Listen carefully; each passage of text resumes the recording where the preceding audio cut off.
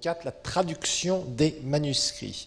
Nous avons vu qu'il y a des maillons de chaînes de transmission pour, je dirais, nous amener les Écritures jusqu'à nous, entre le moment où elles ont été écrites par la main de ceux qui ont été inspirés par le Saint-Esprit, et puis jusqu'à temps que ça nous parvienne à nous.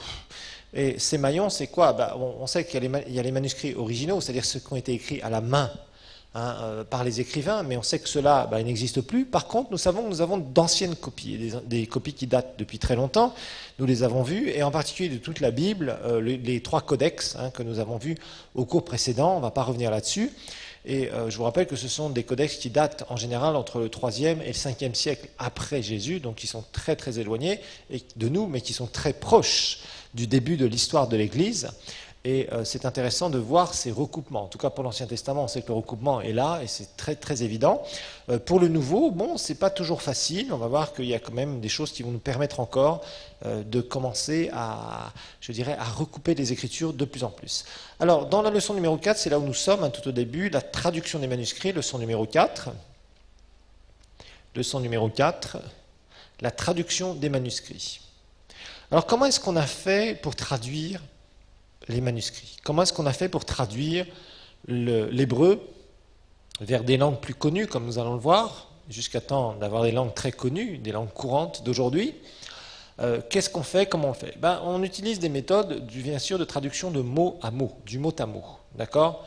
On fait du mot à mot. Alors, pour traduire du mot à mot, il y a différentes méthodes de traduction. D'abord, bien sûr, la première méthode, c'est chercher le mot le plus proche de l'original. Ça, c'est clair.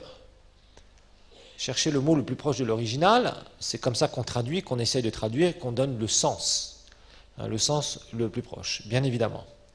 Alors ensuite, quand on n'a pas un mot équivalent, par exemple, quand on parle du verbe baptiser, vous savez que le verbe baptiser n'était pas un mot français. C'était ni même un mot anglais, ou kirundi, ou swahili, ou russe, ou tout ce que vous voulez. Mais partout, quand on parle de baptiser, il y a toujours cette racine, comme nous allons le voir, du mot grec. Et on appelle ça la translittération. Ce qu'on appelle la translittération.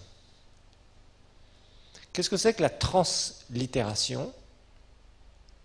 En fait, c'est prendre le mot, la racine du mot grec, entre autres, parce que c'est surtout sur le Nouveau Testament qu'on a eu des difficultés. On prend la racine du mot grec et on va créer un nouveau mot. On va créer un nouveau mot, soit en ajoutant ce qu'on appelle un suffixe,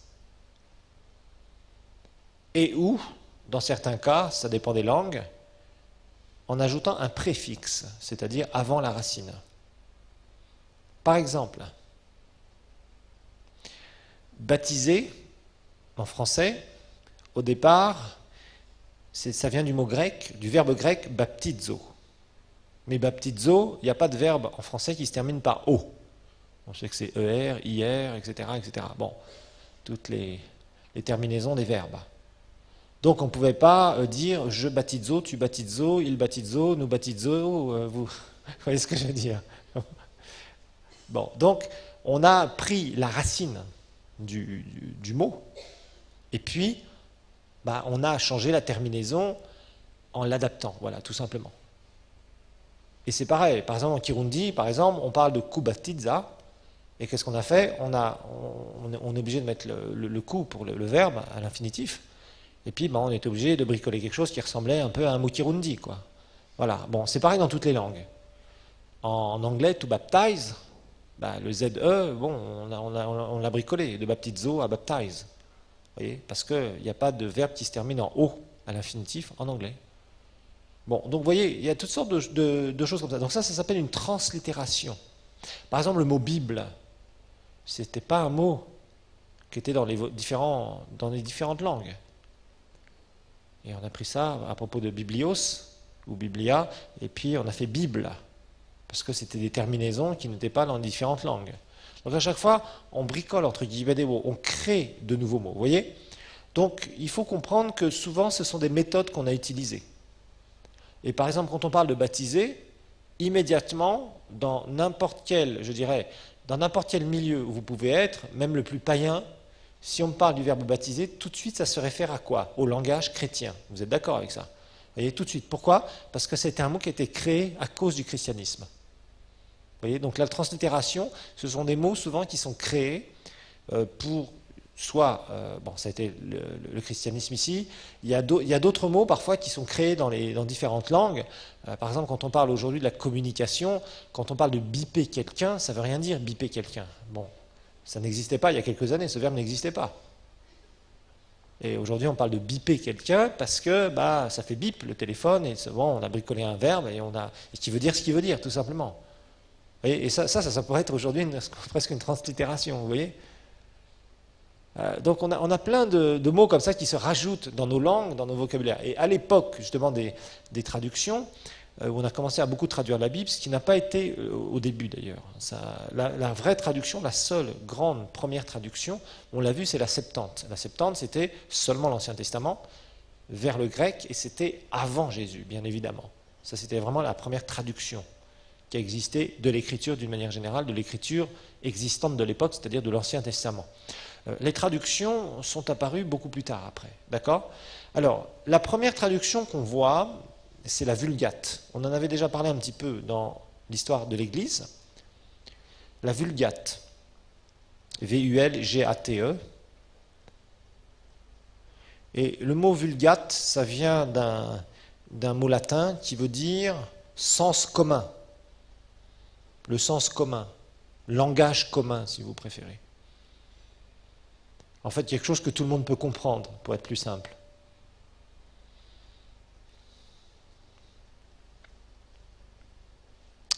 Et en fait, la Vulgate, ça a été une traduction de l'hébreu de l'Ancien Testament vers le latin.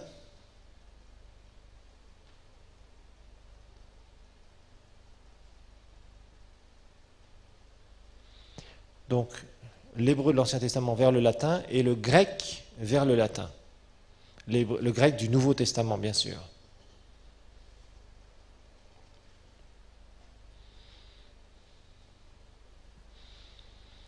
Donc, en fait, c'est l'Ancien Testament hébreu traduit en latin. En latin vulgaire, entre guillemets, vulgaire, c'est-à-dire à l'époque qui veut dire vulgata, c'est-à-dire en langage courant, en langage que tous les gens peuvent comprendre. Ceux du bassin méditerranéen, de plus en plus, à l'ouest en tout cas. Et en fait, c'était une traduction qui a été commandée par le pape Damas au 5e siècle, donc ça date du 5e siècle, et ça a été demandé à Jérôme. Jérôme, cet érudit de l'histoire de l'Église.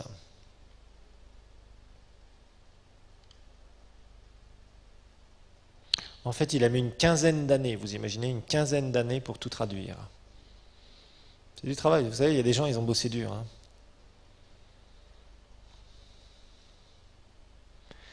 Et lui, il a fait des recherches. Jérôme s'est rendu sur les lieux saints, en Terre Sainte, en Palestine. Il a été un peu partout là-bas pour chercher, pour savoir quel est le texte. C'était vraiment le texte duquel il devait faire sa traduction. Donc ça n'a pas été toujours facile, mais il faut le dire que c'est quand Gutenberg a imprimé la Bible, et ben c'est la Bible, justement, cette fameuse Vulgate, qui a été imprimée en latin. Donc Gutenberg, le premier livre qu'il a imprimé, je vous rappelle, c'est la Bible. Et en fait, il a imprimé, ni plus ni moins, cette traduction donc, de Jérôme. Donc c'est cette traduction de Jérôme.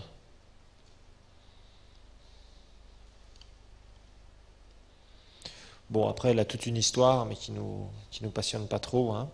Mais ça a vraiment été, la Vulgate, c'était vraiment la traduction autorisée par l'Église catholique pendant des siècles, hein, franchement. Elle a duré très très très longtemps. C'était vraiment une traduction qui restait extrêmement longtemps. Alors, bon, il y a d'autres traductions qui existent, hein, de très vieilles traductions, dont on a certaines bribes. Il y a eu vraiment des choses qui ont été faites. Je ne veux pas trop regarder. Je vous ai mis pas mal de choses dans votre syllabus. Hein. Mais bon, il y a pas mal de traductions qui ont été faites pendant le premier millénaire après Jésus, dans pas mal d'endroits du monde. Il y a eu en Arménie, il y a eu en Géorgie, hein, donc comment dire, ce qui faisait partie à l'époque de l'URSS.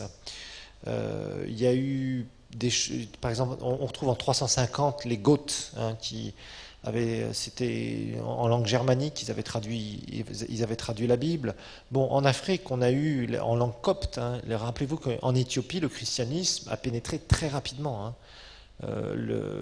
L'Éthiopie est d'ailleurs a été considérée comme un pays chrétien très longtemps, et d'ailleurs l'est toujours plus ou moins, je crois. Mais en langue copte, la Bible a été traduite très rapidement, hein. Au IIe siècle, c'était déjà fait. Donc on a de très très vieilles copies, hein. L'Éthiopie a un héritage, entre guillemets, chrétien, qui date de très très longtemps, parce que c'est devenu très religieux, etc. Mais il y a quand même en Éthiopie, je crois que en tout cas c'est le pays d'Afrique qui a le passé chrétien le plus important, où il y a des très très très vieilles églises, où il y a un certain nombre de traductions qui étaient là, de portions de la Bible qui ont été traduites en langue aramaïque, je crois, amharique, ou je ne sais plus trop quoi, et qui donc sont vraiment des trésors, hein, au niveau de la traduction. Alors voilà, donc ça c'est principalement. Alors ces vieilles traductions, on peut dire que c'est surtout la Vulgate qui nous est quand même parvenue en relativement bonne et due forme. Là encore, on voit aussi la préservation au travers de l'Église catholique. Ça c'est clair, et ça je vous l'ai dit, je vous le redis, les cathos ont eu vraiment de gros torts. Ça, au niveau du message du salut, c'était une catastrophe. Ça c'est clair, mais au niveau de la préservation des Écritures, on peut vraiment découvrir que finalement, ils ont fait un travail qui a permis justement, quand vous voyez le fameux Codex Vaticanus, hein, il leur sortit un jour en disant hein, nous avons ça, ah oui, les autres commençaient à présenter, entre autres le monde protestant commençait à présenter des copies des anciennes Écritures, enfin des anciennes copies d'Écritures, tout de suite le Vatican a sorti son trésor de guerre, entre guillemets, vous voyez. Bon, et la Vulgate s'est vraiment passée au travers des siècles et conservée vraiment, puisque c'était un travail de l'Église catholique au départ, au 5e siècle, qui a été bien inspiré de certains textes, c'est clair. Donc là encore, quand on recoupe, ben voilà, on a encore une source différente, entre autres la Vulgate. Bon, c'est vrai que les autres anciennes traductions, on en a quelques bribes, quelques à droite, à gauche, quelques trucs, mais c'est pas facile non plus, parce que déjà, savoir lire ce genre de texte, bah, c'est pas évident, parce que ce sont quand même des langues qui datent de plusieurs millénaires. On n'en a qu'une partie, on a de copies de ces traductions, etc., etc. Donc c'est pas toujours facile que ce soit une référence. En tout cas, la plus grosse référence, c'est bien sûr la Vulgate au 5e siècle. Donc la Vulgate, Jérôme fait des recherches, il va en Palestine, donc il a bien trouvé des textes quelque part. Et ces textes, il s'en est inspiré, il traduit en latin, etc., etc. Donc ça amène un certain crédit sur son travail. Et ce travail a 15 siècles, imaginez-vous, d'âge. Donc je dirais, c'est quelque chose qu'on peut tout à fait reconnaître. Et on se dit, voilà, est-ce que ce texte-là, est-ce que ce que Jérôme a traduit, est-ce que c'est conforme à ce qu'on retrouve dans les codex? Voilà, et oui, c'est conforme, voilà. Donc on recoupe. Alors maintenant, un autre maillon, leçon numéro 5, la citation des écrivains. La citation des écrivains.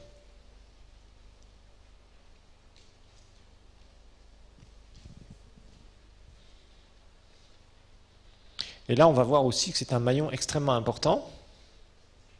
La citation des écrivains. Donc notez que il y a eu beaucoup de responsables chrétiens ont écrit pendant les 2 premiers siècles. Beaucoup de responsables chrétiens ont écrit pendant les 2 premiers siècles. Ils ont écrit des livres, ils ont écrit des commentaires, ils ont écrit beaucoup de choses. Donc dans les 2 premiers siècles, après Jésus, il y a eu beaucoup de responsables chrétiens. Beaucoup d'évêques, entre guillemets, évêques, vous savez ce que ça veut dire, les pasteurs, et des archevêques, des chefs de pasteurs, des responsables sur des régions, qui ont écrit. Et beaucoup ont écrit en citant le Nouveau Testament. Donc pendant ces 2 premiers siècles, beaucoup de responsables d'église, de responsables spirituels vont écrire. Et ils vont écrire en prenant des lettres, en prenant des écrits du Nouveau Testament, des écrits de ceux qui ont marché avec Jésus. Donc, les écrits qui nous restent. Et ils ont cité Et quand on réunit tous ces écrits des 2 premiers siècles, faits par des gens qui ont cité les écrivains du Nouveau Testament, on arrive à retrouver tout le Nouveau Testament. Si on réunit toutes ces citations, on arrive à retrouver tout le Nouveau Testament, sauf 11 versets. Imaginez-vous, je répète, pendant 2 siècles, des gens ont écrit. Des gens qui n'étaient pas les apôtres, qui n'étaient pas Jean, qui n'étaient pas Paul, etc. Bon. Ils ont écrit, ils ont fait des commentaires sur ce que Paul a écrit, sur par exemple des épîtres aux Thessaloniciens, sur l'Apocalypse de Jean, etc., etc. Et quand on prend tous leurs écrits, qu'on prend tous les livres qui ont été écrits pendant les 2 premiers siècles, qui ont cité les Écritures, on est capable de regrouper tout le Nouveau Testament sauf 11 versets. Sauf 11 versets. Et rappelez-vous que ça a été fait dans les 2 premiers siècles. Donc c'était encore frais. C'était des choses qui circulaient fraîchement. Donc tous ces écrits-là réunis, toutes les citations de ces écrivains-là, quand on les prend, eh bien on arrive à regrouper tout le Nouveau Testament moins 11 versets. Il n'y a que 11 versets qui n'ont jamais été cités dans ces écrits des 2 premiers siècles. Donc ça c'est intéressant, parce que ces citations, elles ont été prises quelque part. Elles ont été récupérées quelque part, de copies de lettres, etc. Paul écrit des lettres, ça circule, puis c'est copié, c'est recopié, certaines de ces lettres sont réunies à droite, à gauche, dans des églises, etc., etc. Il y a des persécutions, certaines sont brûlées, certaines sont volées, certaines sont tout ce que vous voulez, etc., etc., etc. Mais il en demeure un certain nombre.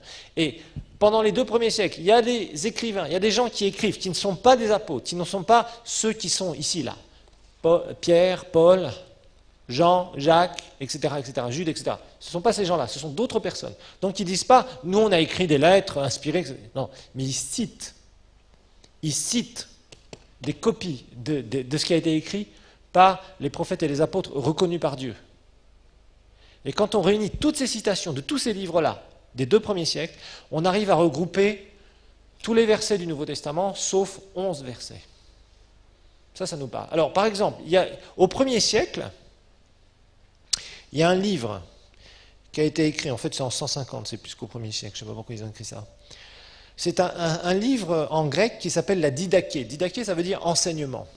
Et ce livre-là, on l'a encore. Et en fait, ça nous explique la vie de l'époque, la vie des églises de l'époque. On parle même de certains dons spirituels. Et là, on fait des citations de Paul, etc., etc., etc., etc. Bon, il y a un certain Clément de Rome, dont d'ailleurs il a écrit quelque chose, je crois, à la fin de l'Épître aux Romains. Il a écrit aussi des lettres, et il cite dedans, il cite ici, des écrivains du Nouveau Testament. Et on a encore certaines de ces lettres qui ont été conservées. Lettres de Barnabé. Dans cela, il y a des écrits. Au IIe siècle, il y a Hermas, un écrit qui s'appelle Le Pasteur.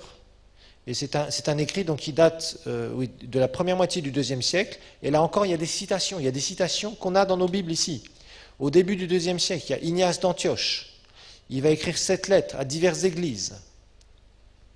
Et là encore, on prend. Et ça, ces gens-là, c'était des autorités à l'époque, des autorités reconnues par les églises. Ce n'était pas n'importe qui. Un certain Polycarpe, vous vous rappelez qu'un certain Polycarpe est mort aussi en martyr, avec Justin Martyr aussi, qui est mort un peu plus tard. Il a écrit une lettre de Polycarpe de Smyrne, de la ville de Smyrne, aux Philippiens. Il était plus jeune que Jean, nous rapporte l'histoire de la Bible, et avait des lettres, copies d'originaux. Il les a citées dans son écrit.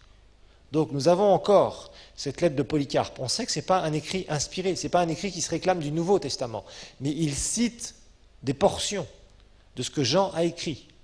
Donc tout ça, quand on additionne tout ça, on arrive à regrouper tout le Nouveau Testament moins 11 versets. Justin Martyr, il a écrit ce qu'on appelle une apologie. Et lui, c'est pareil. C'est par lui qu'on connaît les premiers rites du baptême, de la Sainte Seine, etc., etc., au IIe siècle. Il a écrit là-dessus. Il y a eu Irénée, entre 130 et 208, un évêque à Lyon, en France. Il nous a laissé un écrit qui s'appelle « Contre les hérésies ». Et là-dessus, il cite encore des versets que nous avons ici. Il y avait Hippolyte de Rome, Alors là aussi, il écrit contre les hérésies. Vous voyez, il y avait beaucoup d'hérésies, donc ils essayaient un maximum d'écrire contre ça. Clément d'Alexandrie, encore une grande figure du christianisme des 2 premiers siècles. Alors, il écrit auprès des païens d'Alexandrie, il écrit une exhortation à la conversion. Il écrit à propos des mélanges doctrinaux, il écrit toutes sortes de choses. Origène aussi, on a entendu parler dans l'histoire de l'Église. Alors, commentaire sur le Cantique. Il a aussi fait des commentaires sur Genèse, l'Évangile de Jean, etc., etc. Vous voyez, donc il y a des commentaires. À la fin du 2e et 3e, bon, on commence à avoir la littérature chrétienne en langue latine, hein, à cause justement de, après il y a Constantin qui prendra le pouvoir, et le latin aussi se répand de plus en plus. Alors là, on a des commentaires divers. 155 à 220, il y a un certain Tertullien qui écrit une apologie. Et là encore, il fait des commentaires sur les baptêmes, il fait des commentaires sur le Notre Père, la prière du Notre Père. Il écrit contre Marcion, un hérétique à l'époque, etc., etc. Vous voyez, il explique les fondements de la théologie trinitaire. Donc tout ça, ce sont des gens qui vont écrire, donc ils vont citer, ils vont prendre l'écriture. Donc ils vont prendre des versets qui ont été écrits par Pierre, par Jean, par Paul, par Luc, et ils prennent et ils appuient, ils commencent à créer une théologie. Bon, ensuite, en 200-235, il y a Cyprien de Carthage. Alors il intervient au milieu de certains conflits, etc., etc. Et de plus en plus, bon, après, bien sûr, dans différentes histoires, on a, en différents siècles, excusez-moi, on a différentes histoires. Les pères de l'Empire chrétien, Eusèbe de Césarée, qui était quelqu'un de très reconnu, à qui on avait demandé, Constantin avait demandé d'écrire, de faire les copies des Écritures. Alors tous ces gens-là vont écrire, ils vont écrire. Jean Chrysostome, le fameux qui avait la bouche en or, extrêmement éloquent. Donc il va écrire lui aussi, vous voyez. Donc tout ça. Alors après, bien sûr, c'est d'autres siècles. Jérôme, j'en passe plein. Augustin, ou ce qu'on a appelé Saint-Augustin, évêque d'Hippone. Donc tous ces gens-là en Algérie, donc tous ces gens-là vont écrire. Pourquoi? Parce qu'il y avait, je dirais, il y avait des fausses doctrines. Il y avait des gens qui avaient besoin un maximum de savoir qu'est-ce qu'ils devaient croire, qu'est-ce qu'ils ne devaient pas croire. Il y avait des courants divers sur le christianisme. Donc ils vont écrire. Et en écrivant, ils vont citer.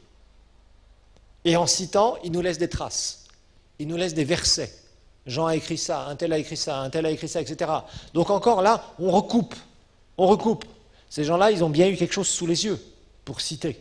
Vous ne pouvez pas citer quelque chose que vous n'avez pas sous les yeux. Vous ne citez pas comme ça, sinon ça n'aurait pas de sens ou ça ne se recouperait pas. Donc ils avaient bien des écrits. D'où est-ce qu'ils détenaient ces copies des Écritures qu'ils lisaient, qu'ils citaient. Ils les avaient bien eu quelque part. C'était des copies, etc. Bon, vous voyez, particulièrement en grec, qui circulaient. Mais on recoupe. Donc vraiment, c'est toujours l'idée d'un recoupement. On cherche. On sait qu'on n'a pas l'original devant nous écrit par la main de celui qui fait la lettre, mais on sait une chose, on a des copies qui ont été rassemblées avec d'autres livres. On sait qu'il y a des citations, on sait qu'à droite, à gauche, vous voyez, on sait qu'il y a des traductions, on sait. Donc on recoupe. Donc il y a bien un moment où il y a un original quelque part. Un original, ça vient bien d'un original. Je vous dis, si on distribue des photocopies et qu'après on fait des photocopies, qu'on perd la majorité des premières photocopies, mais qu'il en reste quelques-unes, et qu'on a encore des photocopies, etc., qui circulent, si on rassemble tout ça, bon, peut-être que ça ne sera pas une superbe photocopie à la fin, mais on saura déchiffrer ce qu'il y a dedans. Et on sait que ça vient bien d'un original au départ. Parce qu'une photocopie vient toujours d'un original. Et c'est la même chose pour les copies des Écritures. Donc vous voyez, tout ça, ça a permis quand même de recouper. On est dans des siècles différents. On est dans des cultures différentes au fur et à mesure des siècles. On est dans des empires différents. Hein. L'Empire romain s'éclate, et puis il y en a d'autres qui prennent le dessus. Et puis quand les autres prennent le dessus, etc., l'Empire de l'Ouest s'éclate, mais l'Empire de l'Ouest, l'ex-Empire de l'Ouest, c'est lui qui va préserver le plus les Écritures. Bon, on sait que l'institution de l'Église catholique va vraiment s'occuper de la conservation des écrits sacrés. Ça, ils ont été très forts là-dessus. Mais entre-temps, on recoupe par d'autres sources encore. Parce que sinon, on pourrait se dire, bah oui, mais finalement, ce qu'on aurait comme Bible, ça vient uniquement des cathos. Non, ça ne vient pas seulement des cathos. Les cathos ont été un instrument de conservation, ça c'est clair.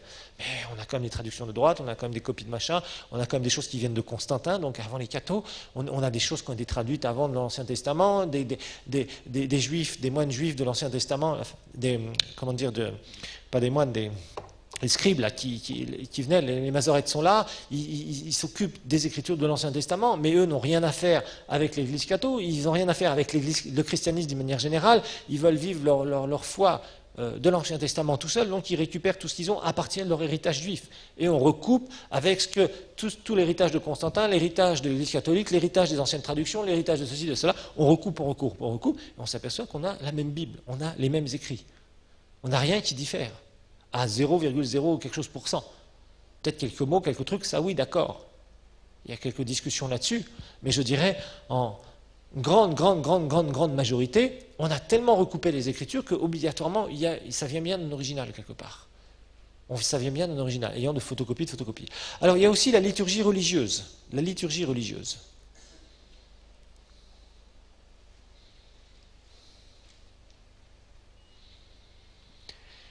Et la liturgie religieuse, donc évidemment, particulièrement, là c'est l'histoire de l'Église catholique, la liturgie religieuse,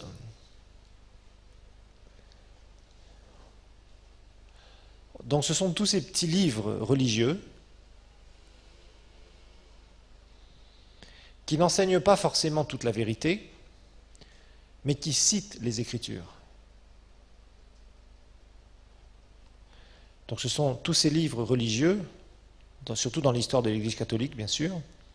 C'est ça où il y a eu vraiment une préservation et des citations. Donc qui n'enseignent pas forcément la vérité. Les commentaires qui sont faits dessus ne sont pas forcément bibliques, entre guillemets, ne correspondent pas forcément à une interprétation juste, mais ils recoupent les Écritures, c'est-à-dire qu'ils citent les Écritures.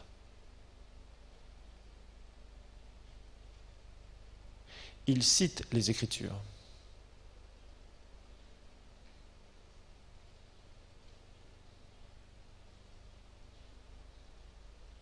Et c'est ce qu'on appelle les lectionnaires. Lectionnaires, ça s'écrit comme ça se prononce, L-E-C-T-I-2-N.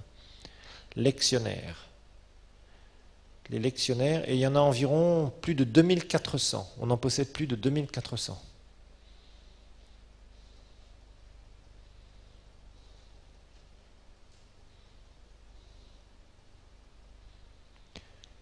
Et en fait, ce sont des livres qu'on lit, qu'on cite, quand on fait le service religieux, donc à l'église traditionnelle. À l'église catholique, c'est ce qu'on fait souvent. Et en fait, il y a beaucoup de textes bibliques dedans.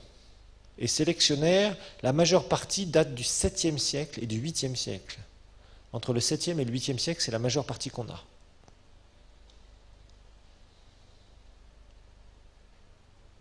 Bon, il faut dire qu'il nous reste quelques fragments avant 4e, 5e et 6e siècle. Il reste quelques petits fragments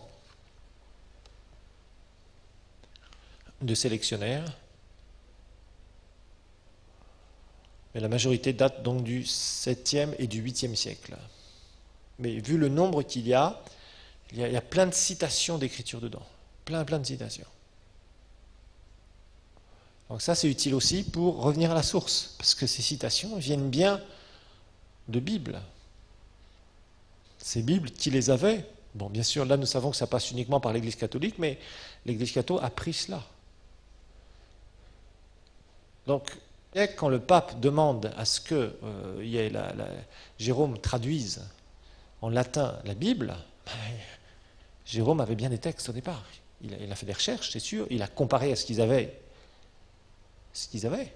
Et puis, il a pu traduire, il a accepté de traduire. S'il a voulu traduire réellement, c'était parce qu'il avait quelque chose, je dirais, de tangible sous les mains. Donc, l'Église catholique a utilisé après tout cela, à citer. Et comme elle s'est énormément répandue dans l'ex-empire de l'Ouest, on sait que de toute façon, ça vient bien de quelque part. Ça a été écrit au départ par quelqu'un et ça a été copié, diffusé, etc. Mais la citation est bien venue d'une Bible, quelque part, qui date il y a très très longtemps. Vous voyez, donc là encore, on recoupe. On recoupe, on recoupe. Donc vraiment, comprenez que dans l'histoire de la Bible, c'est surtout un recoupement. Un recoupement. Donc c'est clair, ces fameux textes écrits à la main de l'écrivain, c'est clair, ça n'existe plus. Mais on sait qu'en recoupant de partout les Écritures, on retrouve le même texte. Partout, partout, on retrouve le même texte, avec des sources très très différentes. Alors leçon numéro 6, maintenant on va regarder les versions dites modernes. Les versions dites modernes,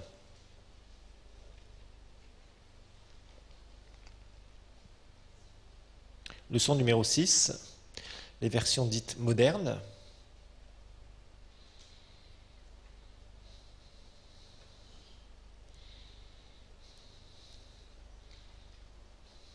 Et on va regarder je dirais, ce maillon, on va quand même le découvrir de plus en plus. Vous allez savoir d'où vient votre Bible Louis II d'ailleurs, vous allez l'apprendre ici. Et en fait, on va regarder l'histoire de la Bible en français, donc les versions modernes en français, et on regardera aussi l'histoire de la Bible en anglais. On verra que les anglophones ont énormément travaillé sur le texte biblique. C'est eux qui ont d'ailleurs le texte, je dirais, qui peut correspondre, qui fait le mieux ressortir le sens du texte original. Vous allez découvrir qu'une traduction, c'est un peu, vous savez, une traduction, c'est comme si on vous donnait une photo. Hein. Vous avez un très beau paysage, on prend une très belle photo, on vous montre la photo. Voilà, ça c'est la traduction. Vous pouvez dire, waouh, c'est magnifique, mais vous ne l'avez pas devant les yeux. Le texte original, c'est vraiment avec le relief. C'est pour ça qu'on va voir qu'il va y avoir des carences. Et que souvent, il va y avoir des révisions des traductions. Il va y avoir quelqu'un qui va faire un travail, mais finalement, on va s'apercevoir que son travail n'est pas... Il y a des erreurs. Parce que vous savez, traduire d'une langue à une autre, c'est jamais facile. Traduire d'un mot à mot, on verra par exemple des traductions comme Darby, vous avez entendu parler de la traduction Darby, certains d'entre vous, on verra que Darby, lui, c'est cantonné à faire, quand il y a un mot grec, il va mettre, ou un mot hébreu, il va toujours mettre le même mot en français. Paf! Et au bout d'un moment, ça va être un sens un peu bizarre parfois, dans certains mots. Parce qu'une expression, ça ne peut pas se traduire mot à mot. Une expression, on doit faire ressortir le sens. Puis il y a certains mots, par exemple, comme on verra, le paraklétos, consolateur. Bon, on peut traduire par consolateur, mais consolateur, ça vous donne une photo, ça ne vous donne pas le relief. Quand on sait que c'est celui qui vient pour nous aider, notre avocat, le conseiller, etc., et toutes les 7 différentes facettes, quand on prend juste un des mots parmi les 7, on diminue le sens. Le sens qu'a voulu donner l'écrivain à l'origine étant inspiré par le Saint-Esprit. Voyez. Donc on va être confronté avec les traductions à ce genre de problème. Alors vous avez fait l'interprétation de la Bible et vous avez vu qu'il existe des outils, et ce n'est pas les moindres, on en reparlera un petit peu. Il existe aujourd'hui des CD-ROM où vous pouvez regarder Online Bible par exemple, c'est un CD-ROM qui existe et qui permet en cliquant d'avoir le mot et aussi d'avoir certaines définitions. Alors bon, les définitions ne sont pas extrêmement poussées, mais on s'aperçoit que pour un mot grec, par exemple le mot connaître, vous vous rappelez que le mot connaître, quand on a fait l'homme en 3 dimensions, je vous ai dit connaître, il y a différents mots qui ont été traduits par connaître. Le mot parole aussi, rappelez-vous du logos et du réma. Ok, bon, connaître, on sait qu'il y a la connaissance intuitive sans avoir appris, et puis il y a la connaissance progressive. Bon, tout ça, c'est pas facile à traduire. Surtout quand on va s'apercevoir que la plupart des traducteurs, soit n'étaient pas très très poussés au niveau de leur vie spirituelle, soit avaient d'autres problèmes, certains n'étaient même pas sauvés. Imaginez, vous traduisez la Bible, vous n'êtes pas sauvé. Vous êtes un bon religieux, mais pas sauvé. Donc évidemment, il y a certains sens qui vous échappent, c'est tout à fait normal. Voyez, donc il y a eu tous ces problèmes-là dans les traductions, ça n'a pas été facile. Donc c'est pour ça qu'on va voir déjà. Rappelez-vous aussi que particulièrement quand l'Église catholique va prendre Rome va devenir la toute-puissance du christianisme, avec les papes, surtout au Moyen-Âge, ils vont enfermer les gens dans l'ignorance. Vous vous rappelez que je vous ai dit que c'est seulement au XXe siècle, à la moitié du XXe siècle, où vraiment les cathos ont dit maintenant il faut que les chrétiens aient des Bibles. Mais avant c'était... c'était pas question d'avoir des Bibles, interdit d'avoir accès aux Écritures, sauf le clergé qui avait le droit, et encore le clergé très haut placé, qui avait accès directement aux Écritures. Bon, ça a permis la préservation, mais ça a aussi envoyé une terrible ignorance. parmi le croyant, je dirais, habituel qui venait à l'église. Il se fiait uniquement à ce que le prêtre disait, à ce que l'évêque disait, en disant non, Dieu dit ça dans sa parole, donc taisez-vous, c'est comme ça que ça se passe. Bon, ça pouvait être vrai, ça pouvait être faux. Nous avons vu dans l'histoire de l'église toutes sortes de choses. Alors, en français, donc, l'histoire de la Bible en français va commencer seulement au XIIe siècle. Imaginez-vous, XIIe siècle.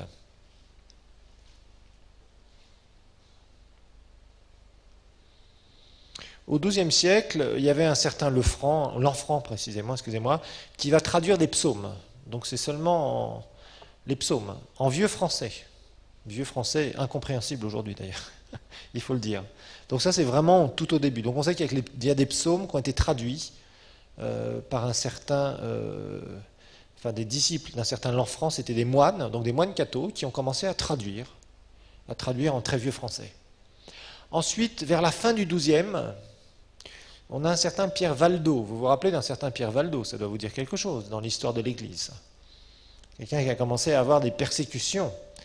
Et donc c'était un riche commerçant de Lyon, je vous rappelle, hein, il était à Lyon. Un riche commerçant de Lyon. Et c'est là où il a traduit le Nouveau Testament. Il faisait circuler le Nouveau Testament, il faisait des copies du Nouveau Testament traduits. Alors, c'était de la langue populaire, très populaire, du français très populaire.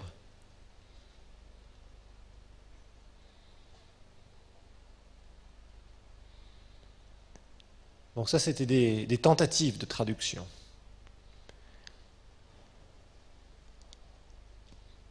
Donc il y avait des portions de l'Écriture, des portions du Nouveau Testament qu'ils avaient traduit sous le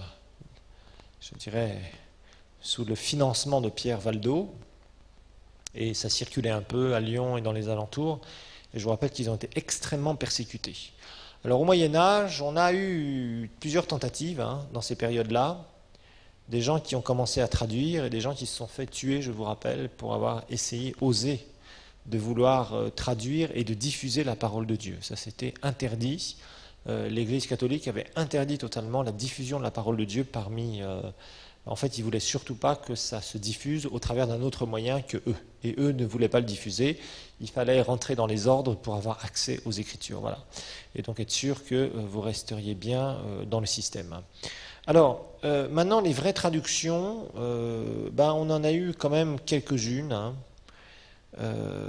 qui ont été avant l'imprimerie. Parce que après l'imprimerie et avant l'imprimerie, ça a été quand même très marquant. Donc avant l'imprimerie, il y a eu une traduction qui a été faite entre 1226 et 1250.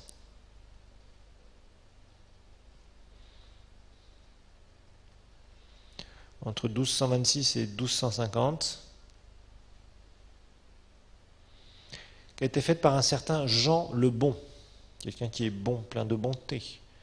Un certain Jean le Bon de l'Université de Paris. Rappelez-vous que l'Université de Paris, c'était une université qui a donné naissance aux universités européennes et qui a été faite sous l'égide. Donc Jean le Bon, 1226-1250, traduction Jean le Bon de l'Université de Paris.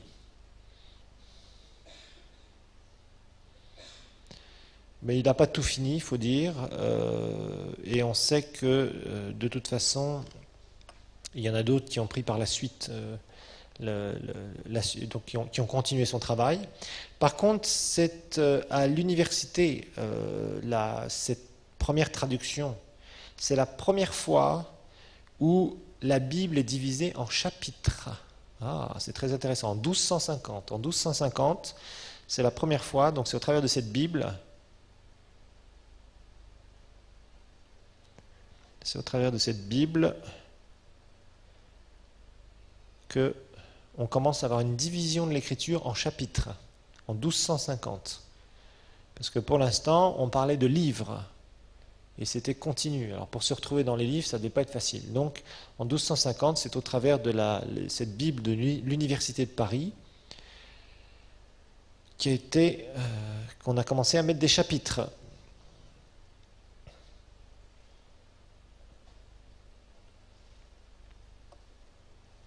Donc ça, c'est vraiment, je dirais, la plus grosse traduction donc de l'Université de Paris, donc sous l'égide bien sûr, de l'Église catholique. Hein. Ça, c'était vraiment une traduction très marquante au niveau de la francophonie. Bon, il y a une autre Bible qui est celle de Charles V, hein, qui est apparemment pas très connue, qui a été faite par le roi Charles V au XIVe siècle. Alors après, il y a, depuis l'imprimerie, donc l'imprimerie est inventée. L'imprimerie est inventée.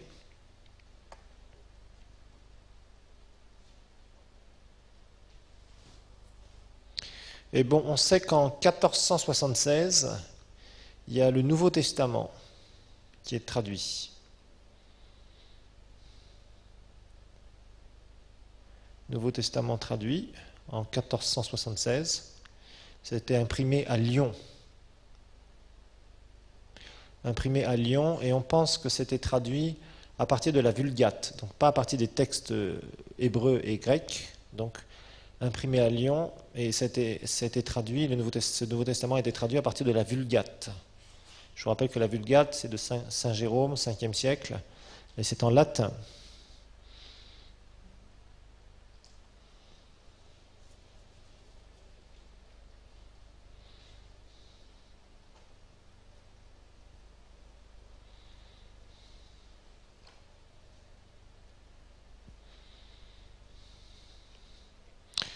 Alors bon, il y a une autre traduction qui est de Jean Rely, mais on va laisser cela parce que c'est un peu trop de détails. Alors par contre, à cette époque-là, il va y avoir un certain Erasme. Erasme, on en avait parlé dans l'histoire de l'Église, je vous le rappelle. C'était un Hollandais.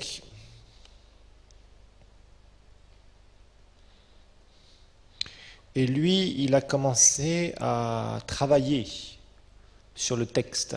Parce que faire des traductions, c'est bien, mais encore faut-il faire des traductions à partir de quoi? Bon, si on traduit à partir de la Vulgate, on fait une traduction d'une traduction. Rappelez-vous que la Vulgate, c'est Jérôme qui traduit à partir de textes hébreux et grecs. Maintenant, si quelqu'un traduit à partir de la Vulgate, qu'est-ce qu'il fait? Il fait une traduction d'une traduction. Et vous savez qu'une traduction d'une traduction, c'est mauvais. D'ailleurs, la Bible ici en Kirundi a des problèmes de ce côté-là. Elle était traduite à partir de l'anglais. Et je crois qu'ils sont en train de réviser, ils voudraient vraiment retraduire la Bible à partir de l'hébreu et du grec. Donc, dans certaines nations encore, on a des traductions de traductions. Et dans d'autres nations, on a des traductions de traductions de traductions. Et on s'aperçoit qu'évidemment, si vous traduisez quelque chose à partir d'un texte original, vous traduisez dans une langue, et qu'après vous retraduisez à partir de la langue traduite, vous allez perdre une partie du sens. C'est tout à fait normal. Parce qu'à chaque traduction, on perd quelque chose. Je vous rappelle que quand vous avez un texte original, c'est comme si vous avez le relief devant vous, et quand vous avez déjà une traduction, vous avez une photo. Donc vous avez deux dimensions. Vous perdez une certaine dimension. Et ça, c'est normal, sur chaque mot. En tout cas, sur des mots très particuliers. Je vous ai donné quelques exemples. Donc évidemment, il a fallu refaire un travail. Et le premier travail qui a été fait pour retrouver certains textes originaux, en tout cas, c'est surtout Erasme. Erasme, donc, il a au XVIe siècle, en fait en 1516 précisément,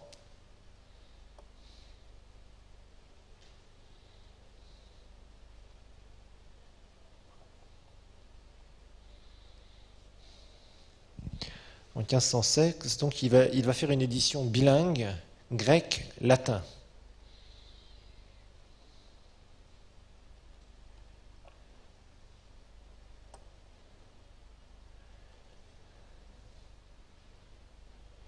Mais c'est seulement en 1550, parce que lui-même Erasme va réviser régulièrement tout cela, c'est seulement en 1550 qu'on aura quand même un texte grec qu'on appellera le textus receptus, c'est-à-dire vraiment un texte sur lequel on peut s'appuyer. Donc en 1550, on a vraiment un texte sur lequel on peut commencer à s'appuyer sérieusement pour les traductions.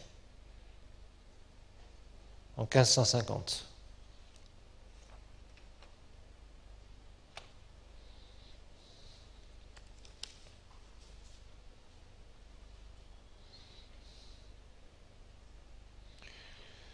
Alors là, je vais vous faire des citations, hein. Ce n'est pas la peine de prendre forcément des notes, mais c'est pour vous expliquer un peu l'évolution. Donc on est dans un siècle où la réforme commence il y a des choses qui commencent à bouger. Les gens veulent connaître la parole de Dieu. Malheureusement, on a seulement un héritage latin. Bon, on a une traduction qui date de plus d'un millénaire, Et puis, il faut le dire, cette traduction vient des cathos. Le protestantisme commence à se lever, nous connaissons l'histoire, ils n'ont pas confiance. Il faut dire ce qui est. Donc, on essaie quand même de rechercher en disant, est-ce que vraiment cette vulgate-là, c'est correct?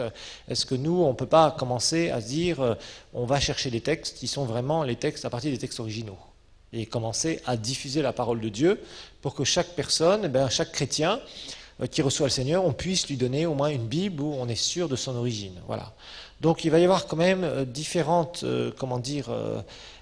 différentes tentatives, des traductions, des traductions imparfaites, et c'est là où on va commencer, une fois qu'on a relativement confiance dans les textes qu'on a en hébreu et en grec, finalement on fait des traductions, mais ces traductions sont imparfaites. Donc il va y avoir une succession de révisions. Il y a des gens qui vont dire non, on va repartir à la base. Après, au bout de quelques temps, un siècle, 2 siècles plus tard, on dit non, on a certaines traductions, mais on sent qu'il y a des choses, ce qu'on va faire, c'est qu'on va refaire un travail à la base. Puis il y a des gens qui vont traduire tout seuls, il y a des gens qui vont traduire en groupe, puis il y a des gens qui vont traduire en groupe même religieux, entre guillemets, c'est-à-dire œcuméniquement parlant. Vous voyez, donc il va y avoir beaucoup de travail qui va être fait sur la parole de Dieu au niveau des traductions. Je dois dire que maintenant, on commence à avoir des textes qui sont relativement bien traduits. C'est vrai que le mieux, c'est d'avoir quand même des Bibles annotées, et puis d'avoir accès quand même un petit peu aux textes originaux quand on veut vraiment faire des études profondes au niveau des textes. Ça, c'est clair. Aujourd'hui, les CD-ROM, l'accès qu'on a au travers soit d'Internet, d'ailleurs, sur Internet, maintenant, il y a des sites où directement on peut afficher des versets, on peut avoir des définitions dans le grec, on peut avoir les concordances grecques, etc. Hein. C'est gratuitement, on a ça, il n'y a pas de problème, mais il existe aussi des CD-ROM de ressources. Alors, il y a quand même plus de choses au niveau des anglophones. Les anglophones ont fait, je vous l'ai dit, un travail remarquable sur les écritures. Personnellement, j'ai un dictionnaire anglophone un Américain qui est d'origine grecque, qui s'appelle Spiros Zodiates. Lui, il est extrêmement fort. Il a été capable de faire un dictionnaire où il y a vraiment des définitions qui sont très très bonnes, excellentes. Donc par exemple, moi je me sers du CD-ROM Online Bible, je cherche parfois certains mots. Je sais que les dictionnaires qui sont dedans ne sont pas très très poussés. Par contre, je sais qu'avec le complément, si vraiment j'ai besoin de faire une recherche linguistique sur certains sémantiques, sur certains mots particuliers, je peux aller chercher, je peux même avoir la grammaire, le contexte de la grammaire, etc., au travers de certains, entre autres de cet auteur-là, qui a beaucoup travaillé sur les écritures, mais les ressources sont en anglais. Il faut dire qu'en français, bon, il y a eu maintenant des traductions qui sont pas mal. La seconde révisée 78, on verra, est quand même une bonne traduction. On verra qu'il y a aussi des traductions qui ne vont pas du tout en français, on parlera de la Bible du Semeur, etc. Mais avant d'en arriver là, il y a eu des étapes. L'étape, c'était cette poussée du protestantisme qui disait, écoutez, maintenant, chacun doit pouvoir, rappelez-vous que c'était une des racines du protestantisme, entre autres, il y avait un certain nombre de principes sur la réforme qu'on a étudiés ensemble, et un de ces principes, c'était que la Bible, c'est l'autorité suprême. Il n'y a pas d'autre autorité au-dessus de la Bible. Donc évidemment, si on veut savoir, chacun doit pouvoir interpréter la Bible, donc chacun doit avoir la Bible sous les yeux. Mais encore faut-il qu'il ait le texte biblique dans son langage, voilà, tout simplement.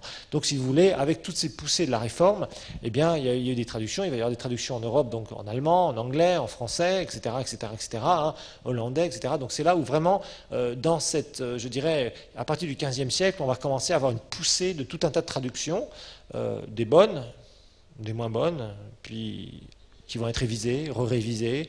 On va se grouper, comme je vous le disais, pour certaines versions, etc. Et puis on va voir aussi, par exemple, les témoins de Jéhovah qui vont s'introduire avec des traductions qui sont complètement véreuses.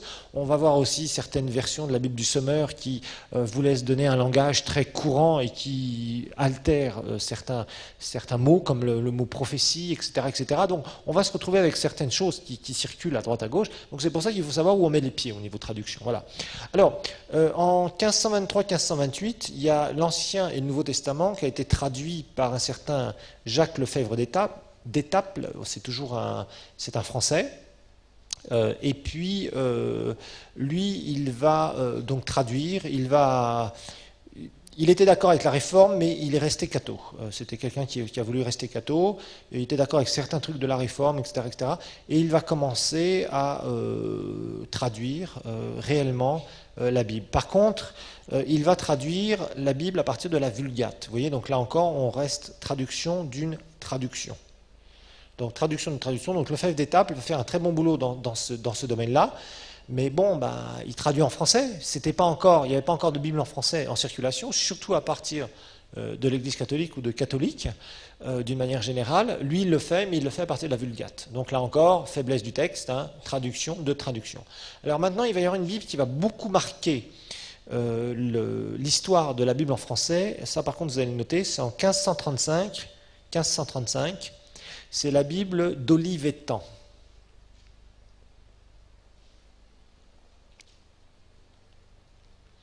La Bible d'Olivetan. Olivetan, ça s'écrit comme une olive, et vous rajoutez T-A-N à la fin. La Bible d'Olivetan. Alors, Olivetan, on pense que c'était le cousin de Calvin. Cousin de Calvin, vous vous rappelez de Luther et de Calvin, bien sûr, les grands réformateurs. Et lui, par contre, il va traduire la Bible à partir des textes originaux, hébreu et grec.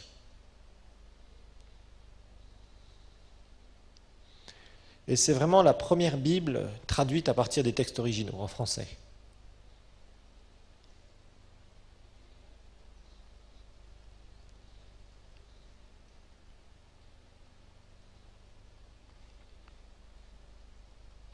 Alors Olivetan, il était très bon en hébreu, mais il était beaucoup moins bon en grec.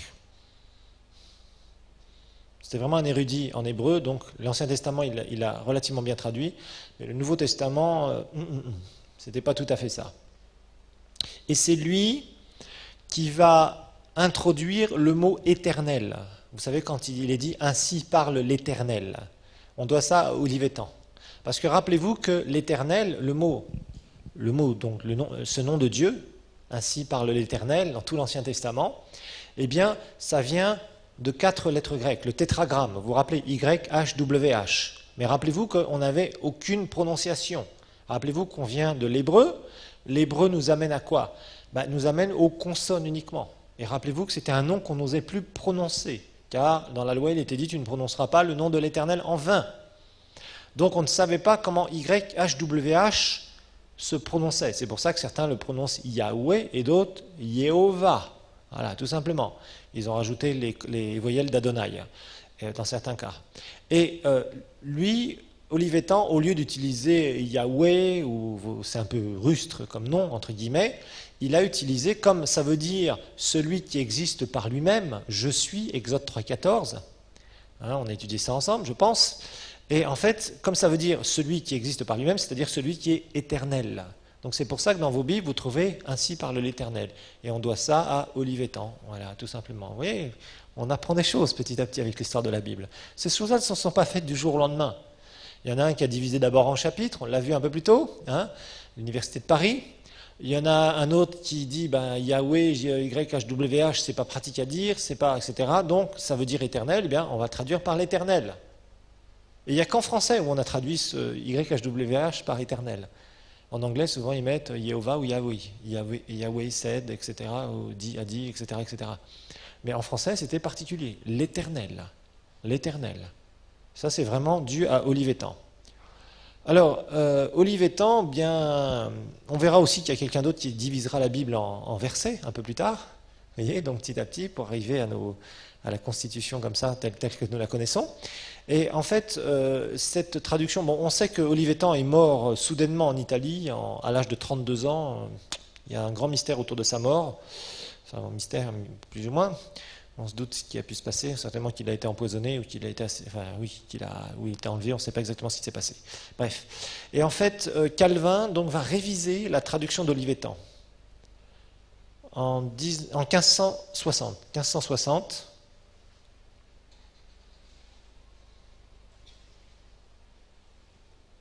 « 1560, Calvin va réviser la traduction d'Olivetan. Rappelez-vous qu'Olivetan avait fait un bon travail sur l'hébreu, mais sur le grec, ce n'était pas ça. Donc Calvin va réviser la traduction.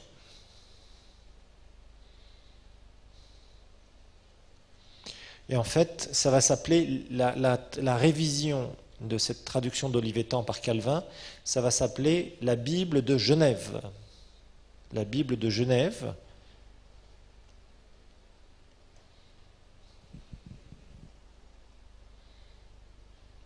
la Bible de Genève. Si vous entendez parler de la Bible de Genève, vous saurez d'où elle vient maintenant.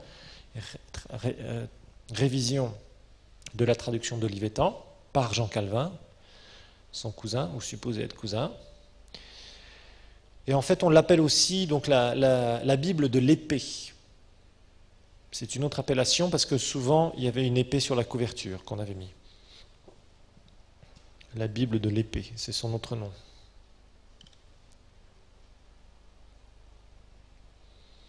Et en fait, c'était la Bible officielle de la Réforme. On en a fait la Bible officielle de la Réforme. Vous voyez, la Vulgate, c'était un peu la Bible officielle de l'Église catholique.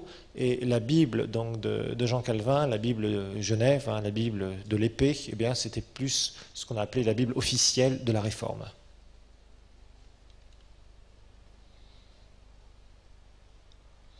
Voilà, donc pour l'instant, on va s'en arrêter là pour aujourd'hui.